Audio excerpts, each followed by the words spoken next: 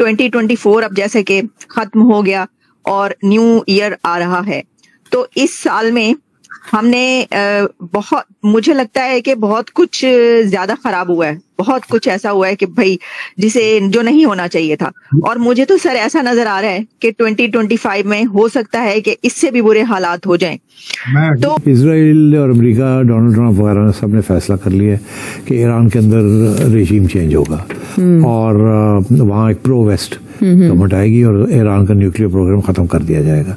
तो अगले साल इसी के ऊपर तवज्जो दी जाएगी। इजराइल ने सारी सीरिया की एयरफोर्स डिस्ट्रॉय कर दी है। डोनाल्ड ट्रंप, आपने जिक्र किया एब्राहम अकॉर्ड्स का, ऑलरेडी डोनाल्ड ट्रंप ने बातें करनी शुरू कर दी हैं कि उनको कंप्लीट किया जाएगा एब्राहम, मगर उस वक्त आपको पता नहीं कंप्लीट होने जा रहे थे तो ये गड़बड़ हो गई।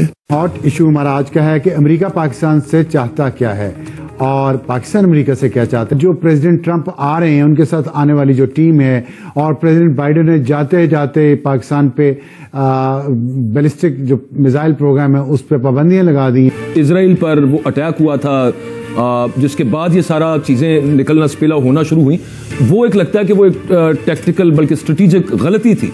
और अब इस वक्त जो यमन की सूरत हाल है, आपको लग रहा है कि ये वो उसी डिजाइन की तरफ जा रहा है कि आगे ये मजीद बढ़ेगा सब मामला इजराइल की तरफ से। सीरिया में भी अभी इजराइल ने ये किया, मौके से फायदा उठा के गोलान हाइट्स तो ऑलरेडी उनके पास था, लेकिन उसके एक्सटेंशन है जो नॉर्थ की तरफ वो वहां पे बढ़े हैं टुवर्ड्स द माउंट हरमन, वो that is the highest point है जहां से वो बैठ के न सिर्फ सीरिया को देख सकते हैं बल्कि जो बीका वैली है बैरूत जो लेबनान की है उस पर भी नजर रख सकते हैं।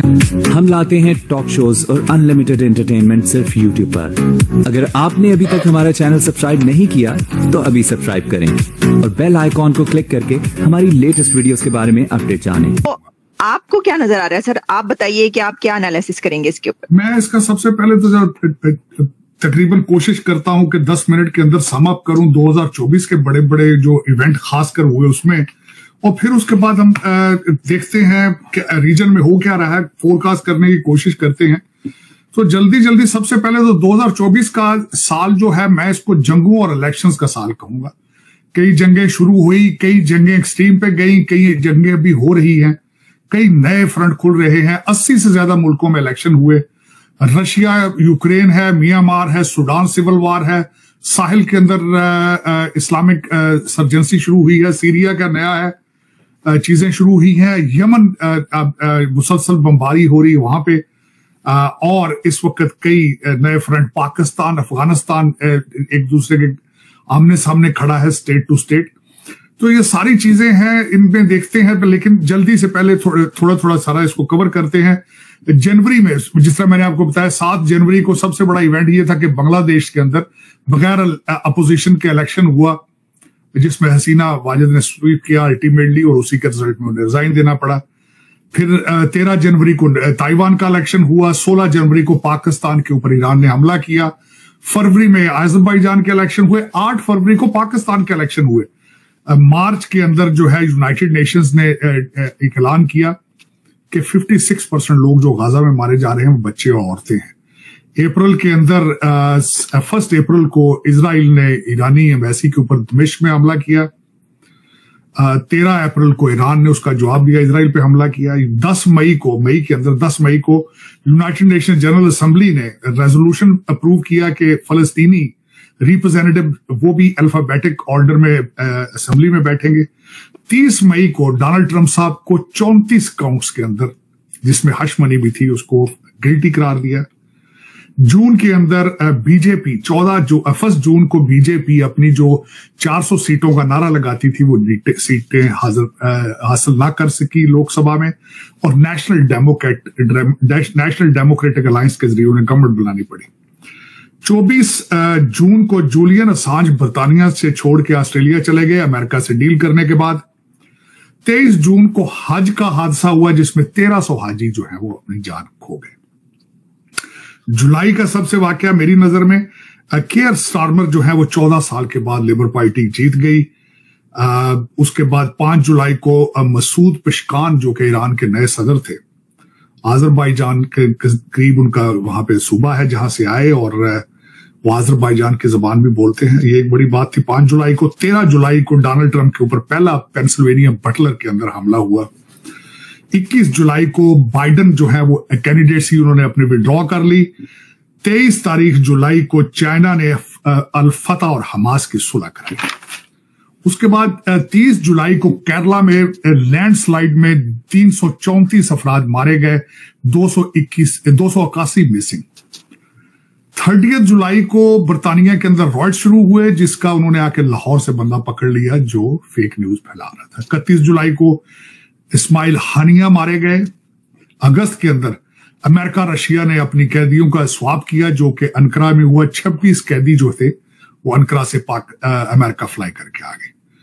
5 अगस्त को हसीना वाजिद ने रिजाइन किया। 6 को याहिया सिनवार जो है हमास के हेड बने, और 8 अगस्त को डॉक्टर यूनुस जो है वो बांग्लादेश के नए एडवाइजर हेड बन गए।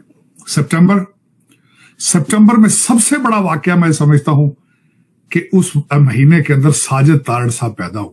हम सारी में अच्छा जी, ठीक है सर। तो फिर उसकी वजह से सऊदी अरेबिया रुक गया। अब वो सबके साथ बैठेंगे और सबको इजराइल के साथ डिप्लोमेटिक रिलेशन बनाएंगे। उससे कबल इजराइल की आखिरी चीज़ जो रह गई है वो है यमन को अटैक करके हूथी रेजिम को ख़त्म करना। उन्होंने ईरान को कमज़ोर कर दिया है, उन्होंने सीरिया उड़ा के रख दिया है, उन्होंने हमास और हिजबुल्लाह को ख़त्म कर दिया है। लेबनान कमज़ोर है वैसे ही, अब रह गया सिर्फ यमन।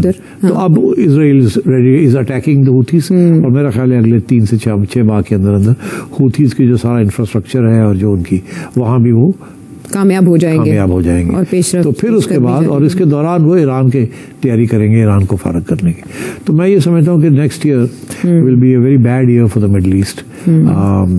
ये जो कोई अमन वगैरह नहीं होगा, मगर ये जरूर है कि ये इजराइल पूरी तरह हावी होना चाहेगा सारे मिडल ईस्ट के ऊपर, और उनके प्लान्स ही हैं कि सारे जो नक्शा है मिडल ईस्ट का उसको तब्दील करना है। Donald Trump will be part of that, और हमारे जो मुस्लिम ममालिक हैं वहाँ they will join in doing this unfortunately, because वो भी बहुत डिपेंडेंट है on America and they very weak militarily. ये ग्रेट गेम, ग्रेट प्लान और डीप रूटेड। दूसरा इम्पोर्टेंट चीज है, जो मेजर थ्रेट है जो इंटैक्ट है वो हौतीस हैं, और हौतीस ने भी पास्ट में ये साबित किया जब इनकी जब आप समझ लें कि क्लैशेस स्टार्ट हुए थे with the Saudi led forces के साथ, जिसमें यूएई भी शामिल था और जो बाकी ममालिक भी शामिल थे उसमें, लेकिन उसमें भी वो दे रिमेन वो प्रिवेल कर गए थे।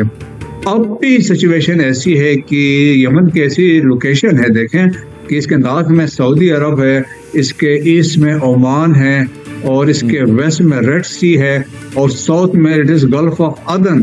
तो दुनिया भर की जो ऑयल मोस्टली 40% के करीब ऑयल जो मेडिटेरियन सी से जो जहाज आते हैं वो स्वेज को क्रॉस करते हैं, रेड सी में दाखिल होते हैं, बाबुल मंदब से गुजरते हैं जो यमन का एरिया है, और बाबुल मंदब से गुजर के फिर वो आके गल्फ ऑफ अदन में आते हैं, और इसके बाद फिर वो जाते हैं अरेबियन सी में।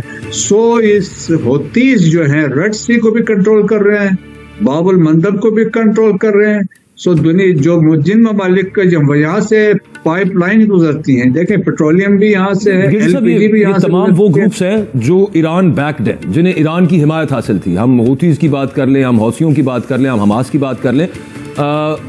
अब मामला इसके अंदर यह है कि एक एक करके, क्योंकि इजराइल की जो मिलिट्री माइट है उसका तो बहरहाल मुकाबला नहीं कर सकते ना ये, बल्कि बेशतर ममालिक दुनिया के नहीं कर सकते उसका मुकाबला। इन छोटे ग्रुप्स ने जिनको ईरान या कहीं पे पीछे रशिया बैक कर रहा था, कैसे करेंगे इनका मुकाबला? तो आपको आगे नजर क्या आ रहा है कि ये वाला भी तकरीबन सर करने के बाद माजी ईरान की तरफ रुख किया जाएगा इजराइल की तरफ से? बात ये है, एक अकेला अगर इजराइल हो ना, उसको कोई सपोर्ट ना करे आप, तो मैं कहता हूँ हमास ही उनको ठिकाने लगा देगी। अब मसला ये है कि इंटायर वेस्ट और अमेरिका उनको सपोर्ट कर रहा है, लॉजिस्टिकली भी और वेपन्स एंड इक्विपमेंट भी आ रहे हैं, तो उस वजह से वो that is the major factor है। तो आपको ये वीडियो कैसा लगा कमेंट बॉक्स में जरूर लिखिए, इस वीडियो को लाइक कीजिए, शेयर कीजिए, सब्सक्राइब करना ना भूलिए आपके चैनल EFC और जेड को। मिलते हैं अगली वीडियो में। जय हिंद।